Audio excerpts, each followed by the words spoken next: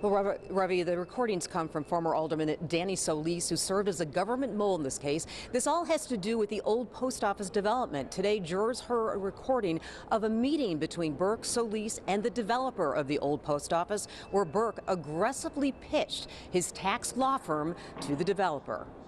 5 years ago today, butcher paper lined the windows of Ed Burke's City Hall Finance Committee offices while the FBI conducted a raid. It marked the beginning of the end of Burke's long, powerful political career.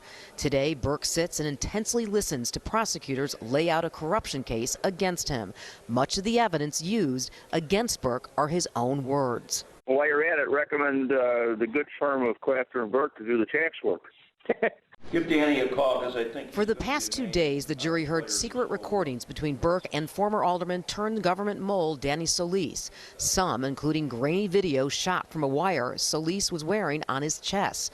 Both men were trying to convince the developer of the massive old post office renovation project to use Burke's firm, Clapper and Burke. Located above the Eisenhower Expressway, the old post office sits on 4 acres of land and is 2.5 million square feet. Following a meeting with the developer, Solis discussed with Burke his role as a possible consultant to, quote, tee up more developers to use his firm. Burke says to Solis, "Hey, you're not going to get in any trouble, and I'm certainly not going to get in any trouble at this stage of the game." The 79-year-old Burke faces 14 counts of racketeering, bribery, and extortion. Prosecutors are laying out 4 different episodes Burke is involved with, including the old post office. Burke is accused of withholding his help on a tax increment financing issue until the developers used Clapper and Burke. Up until then, Burke wanted to make the developer happy.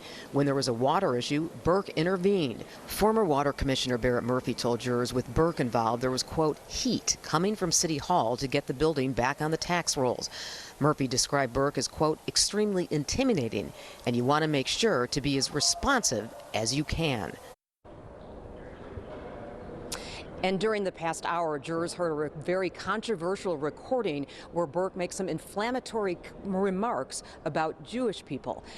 Court has ended for the day. The trial will resume tomorrow about the old post office, and more recordings to come tomorrow. Watch breaking news on YouTube. Subscribe to ABC7 Chicago Eyewitness News.